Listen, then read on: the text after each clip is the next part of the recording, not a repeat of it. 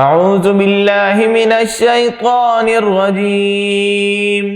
بسم اللہ الرحمن الرحیم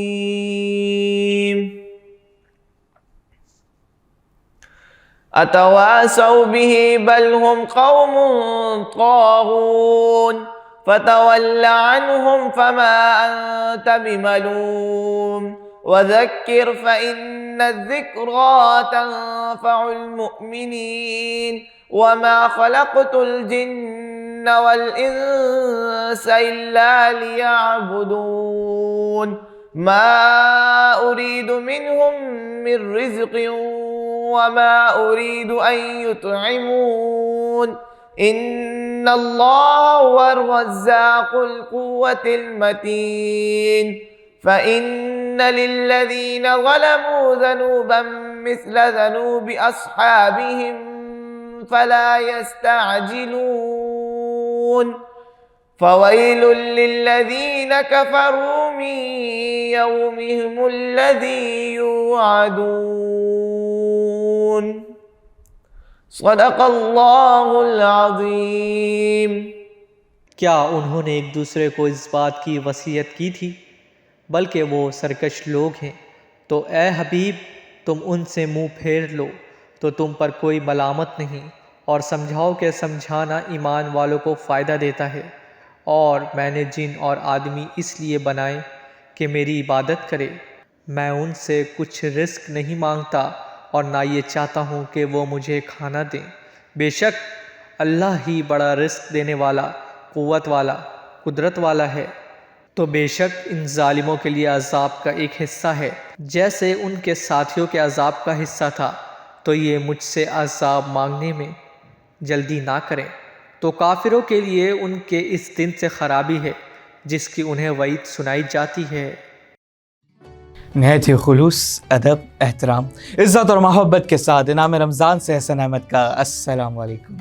ناظرین، الحمدللہ ثم الحمدللہ، ایک اور روزہ، ایک اور سحری ہمیں اپنی مغفرت کروانے کے لیے مل گئی۔ آج ماہ مبارک کی 15ویں سحری، اور اب سے کچھ دیر بعد ہم اپنے 15ویں روزے کا آغاز کرنے جا رہے ہیں۔ اور ناظرین، یہ رمضان، یہ مبارک مہینہ جس کے لیے میرا رب ذوالجلال فرماتا ہے یہ مہینہ میرا مہینہ ہے، اور اس مہینے اللہ اپنے بندوں کی بے شمار مغفرت فرما دیتا ہے۔ آج اس رمضان مبارک کا آدھا مہینہ مکمل ہو گیا، اور یہ رمضان تیزی کے ساتھ ہم سے جدا ہو رہا ہے۔ اب سے کچھ دیر بعد اپنی 15ویں ہم جب سحری کا 15واں روزہ ہم رکھیں گے، تو اس کے بعد ہم یہ عشرہ جو ہے ہم اس کے مڈ میں چلے جائیں گے، اور اب اس کے بعد ماہ مبارک ہم سے رخصت ہو رہا ہے اور تیزی کے ساتھ جا رہا ہے، اور یہ فیصلہ ہمیں کرنا ہے اس مہینے کی مبارک راتوں کے لیے، دنوں کے، کہ یہ فیصلہ ہمیں کرنا ہے کہ ہم کس جگہ پہ کھڑے ہیں۔ یہ فیصلہ ہمیں کرنا ہے کہ ہم اللہ ذوالجلال کی بارگاہ میں شرمندہ ہیں، یا ہم اللہ سے معاذ اللہ ابھی بھی اللہ کی بغاوت کرتے ہیں، اللہ کی بندگی نہیں کرتے۔ یہ مہینہ ہمیں درس دیتا ہے محبت کا، یہ مہینہ ہمیں خلوص کا درس دیتا ہے، یہ مہینہ ہمیں مخلص ہو کر اللہ کی عبادت میں زندگی گزارنے کا درس دیتا ہے۔ اور یہ فیصلہ ہمیں کرنا ہے کہ اس مہینے میں، جب یہ مہینہ ہم سے بچھڑ رہا ہے، کیونکہ اب تو نفس ہو گیا، اب اس کے بعد رمضان جا رہا ہے، اور جس طرح میں نے کہا تھا کہ علماء ہمارے ایک قریبی اکابرین تھے، علماء اکرام تھے، وہ ہمیشہ فرمایا کرتے تھے کہ رمضان آ گئے،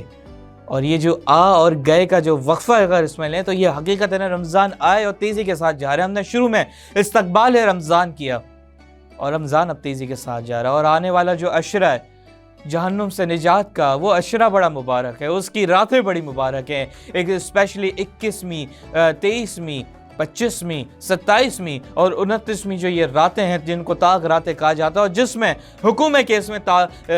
لیلۃ القدر، شب قدر کو تلاش کرو، اس میں سے کوئی ایک رات شب قدر کی، اور اس رات کو قرآن مجید اترا، اور اس رات میں 1000 راتوں کی عبادت کا ثواب ہے، وہ رات بھی آنے والی۔ یہ فیصلہ ہمیں کرنا ہے کہ ہم کس سمت پہ کھڑے ہیں، یہ فیصلہ ہمیں کرنا ہے کہ ہم رب ذوالجلال کی بارگاہ میں شرمندہ ہو کر اپنی گناہوں کی بخشش مانگتے ہیں۔ یہ فیصلہ ہمارا ہے۔ آج ہمارے ساتھ موجود ہے ہمارے نعت خواں دانیال صاحب، بسم اللہ کریں جی۔ صلی علی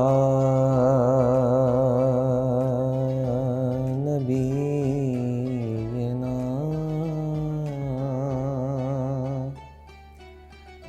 صلی علی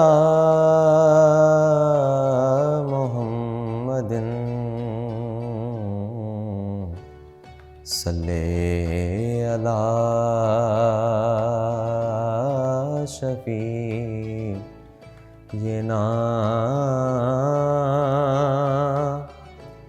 صلی علی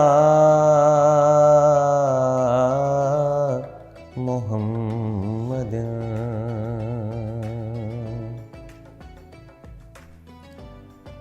ہر وقت تصور میں مدینے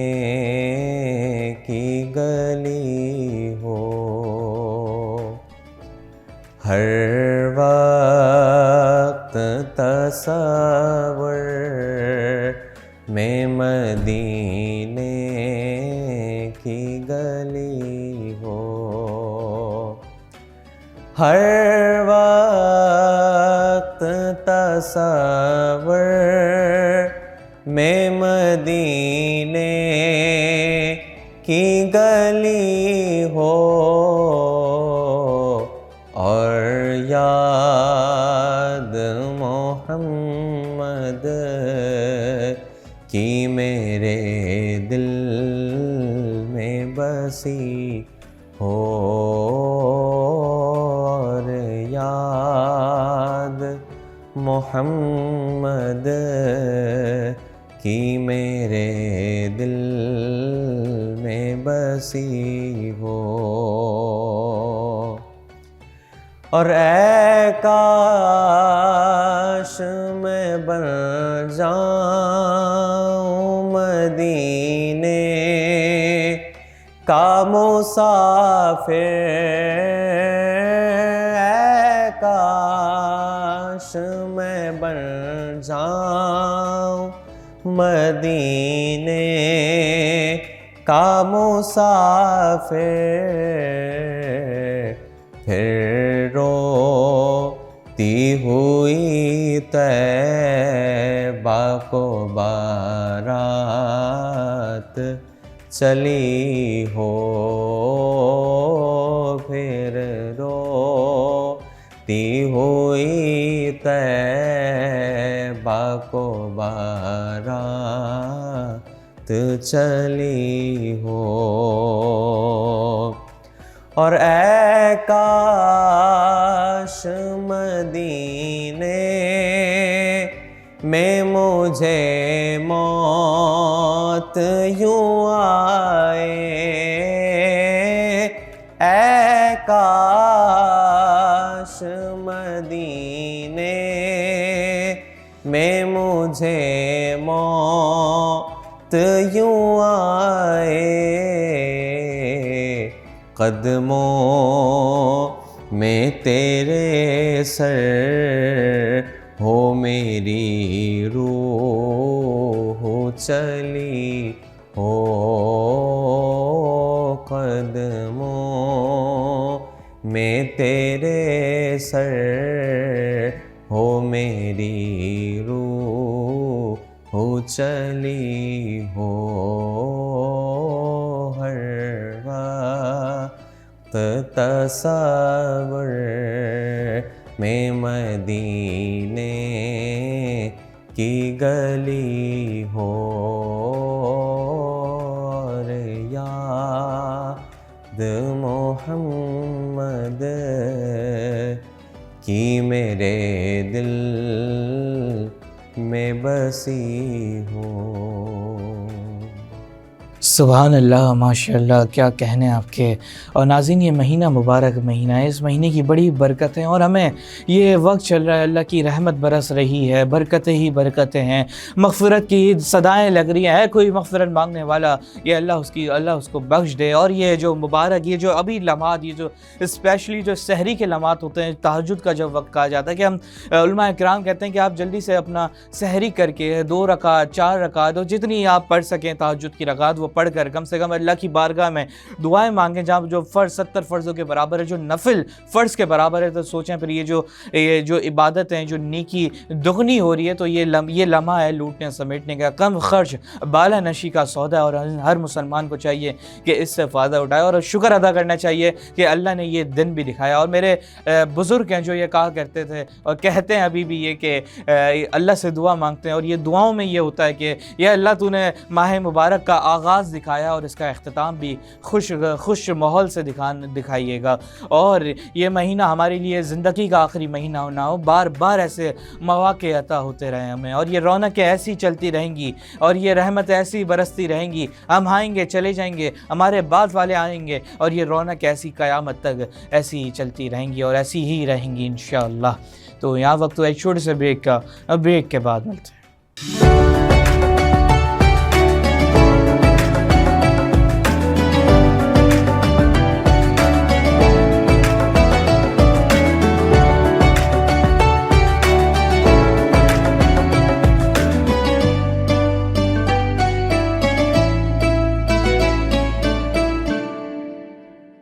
نام رمضان میں ناظرین ایک بار پھر آپ کو خوش آمدید۔ ناظرین کل ہم نے بات کی تھی فلسطین کے مسلمانوں کی، اور اس سے پہلے ہم نے بات کی تھی شداد کا، اور پھر حضرت اللہ تعالیٰ نے حضرت اسرائیل علیہ السلام سے جو پوچھا تھا کہ اسرائیل تمہیں کون سے ایسے مقامات تھے جس پہ تمہیں روح قبض کرتے ہوئے بڑا دکھ ہوا۔ تو ہم نئی داستان کا آغاز کر رہے ہیں جس کا نام ہے داستان ابراہیم۔ آپ لوگوں نے حضرت ابراہیم علیہ السلام کی ٹکڑوں میں ہم نے ان کے قصات سنے ہوں گے، واقعات سنے ہوں گے، لیکن کوشش کریں گے حسب معمول، حسب توفیق جتنی اللہ نے توفیق دی کہ ہم اس کو تسلسل کے ساتھ اور موٹے موٹے واقعات جو ہیں آپ کی خدمت میں رکھے ہیں، اور جو کہ آپ لوگ یہ سیگمنٹ بڑا پسند کرتے ہیں سحری میں، اور بڑا فیڈ بیک ملتا ہے آپ لوگوں کی طرف سے، کوشش کرتے ہیں کہ جو وقت فوقتاً جتنا ہو سکے ہم آپ کی خدمت میں ایک اچھی چیز آپ کی خدمت میں رکھیں۔ تو ناظرین بات کرتے ہیں حضرت ابراہیم علیہ السلام کی، وہ ابراہیم جس کو میرے رب نے خلیل کا لقب دیا، وہ ابراہیم جس کی داستان نے قرآن مجید میں اتاری گئی، وہ ابراہیم جس کا نسب میرے نبی کریم صلی اللہ علیہ وسلم سے ملتا ہے۔ جی ہاں، میں اسی ابراہیم کی بات کر رہا ہوں۔ وہ ابراہیم، اگر ہم حج پہ جاتے ہیں تو حج کے جو فرض ارکان ہیں جس میں سے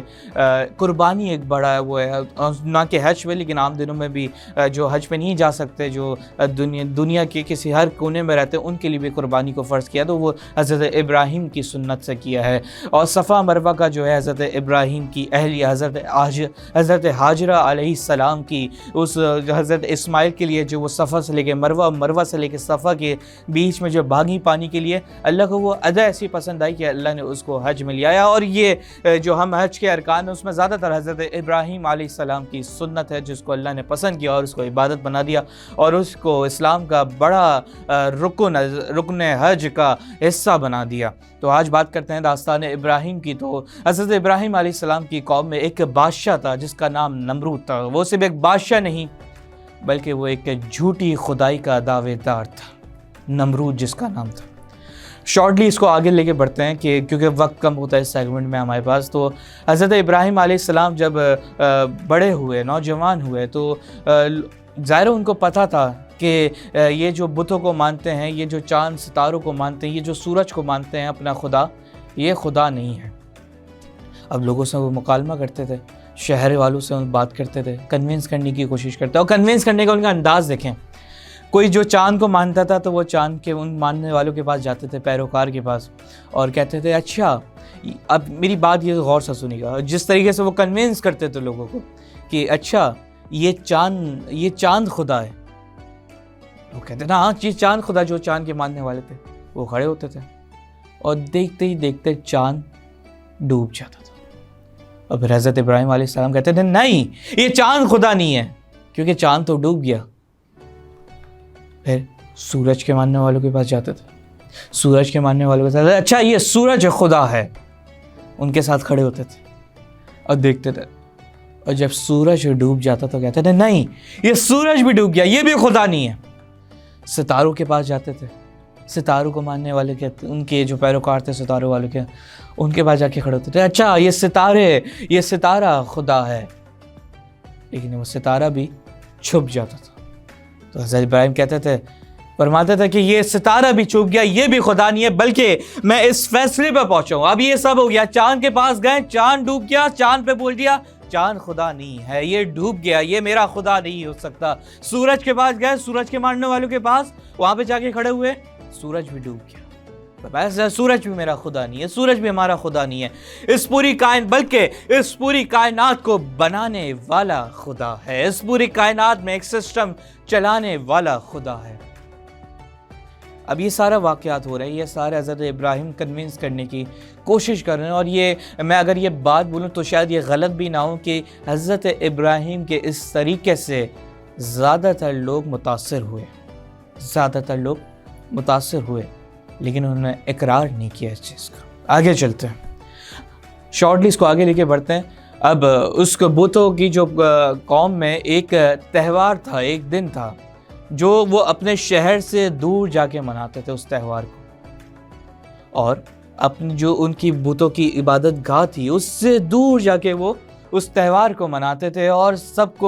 سب جانے لگے، حضرت ابراہیم کو بھی دعوت ملی۔ تو خیر شارٹلی آگے بڑھتے ہیں، جب پورے سب لوگ شہر سے باہر چلے گئے اپنا تہوار منانے،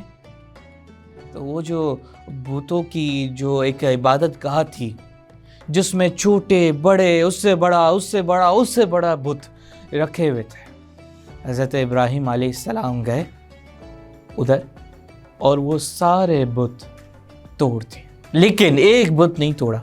جو سب سے بڑا بت تھا، اور باقی سب کو مسمار کر دیا۔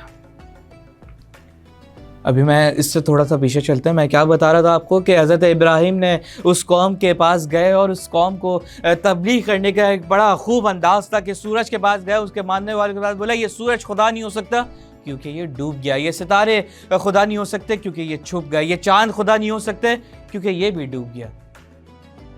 اب حضرت ابراہیم ان کی عبادت گاہ میں گئے اور سارے بتوں کو مسمار کر دیا، سارے بتوں کو، اور جب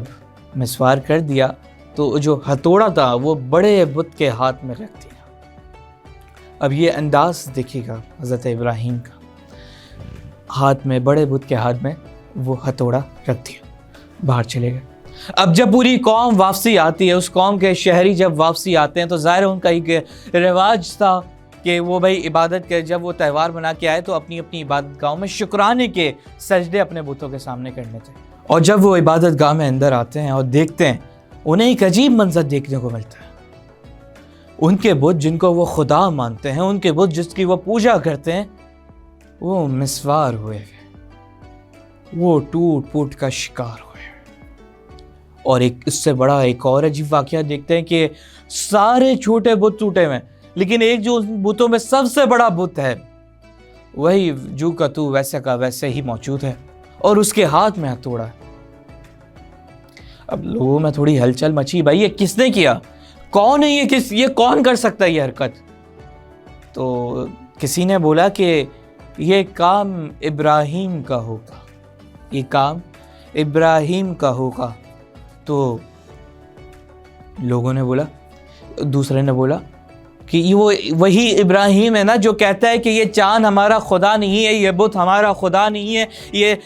جو ستارے ہیں یہ ہمارے خدا نہیں ہے، یہ جو بت ہیں یہ ہمارے خدا نہیں ہے، بلکہ خدا اللہ رب العزت ہے جس نے اس پوری کائنات کو تخلیق فرمایا ہے، یہ وہی ابراہیم ہے نا۔ بعض نے بولا ہاں یہ وہی ابراہیم ہے۔ تو اب یہ فیصلہ ہو گیا تھا، مطلب یہ جو ایک کنفیوژن تھی کہ بھائی یہ کس نے یہ حرکت کی ہے، یہ اس تہہ تک پہنچ گئے بھائی یہ کیا ابراہیم، حضرت ابراہیم علیہ السلام نے۔ اب کیا کریں؟ اب حکم آ گیا کہ ابراہیم کو گرفتار کرو اور ابراہیم کو لے کے آؤ۔ اور یہاں پہ میں حضرت ابراہیم کی بہادری، کیونکہ وہ تو اللہ کے پیغمبر تھے بے شک، لیکن بطور انسان، بطور مسلمان، میں حضرت ابراہیم کی بہادری کو سلام کرتا ہوں کہ اتنا سب کرنے کے بعد بھی، بت توڑنے کے بعد، ایک بہت بڑا ایک واقعہ تھا یہ کہ تمام کفار ہے، سارا میجورٹی 99% کفار ہے، اور اس میں ایک پرسن انسان، ایک شخص تمام ان کی عبادت گاہوں کو توڑ دیتا ہے، ان کے ایک بولوں کہ ان کے چھجے میں ہاتھ ڈال دیتا ہے، تو پھر یہ کتنا بڑا ایک واقعہ ہوگا۔ اور ان کی بہادری پہ وہ شہر چھوڑ کے گئے نہیں، وہ اسی شہر میں موجود تھے، اور اس شہر میں جب ان کو گرفتار کر کے لایا گیا تو ان سے سوال کیا گیا، اے ابراہیم تم نے ایسا کیوں کیا ہے؟ سوال کر رہا ہے حضرت ابراہیم ان سارے کفار کے سامنے اکیلے کھڑے ہو کر اللہ کی وحدانیت کی ایمان رکھتے ہیں، اور تمام کفار ان کے بت ٹوٹ گئے ہیں اور ان کی جھوٹی خدائی کا دعوے دار بھی خاموش ہیں۔ اور حضرت ابراہیم سے سوال ہو رہا ہے، اے ابراہیم تم نے ایسا کیوں کیا؟ حضرت ابراہیم نے کیا جواب دیا یہ کل بتاؤں گا آپ کو۔ آج دیجیے اجازت، اللہ حافظ۔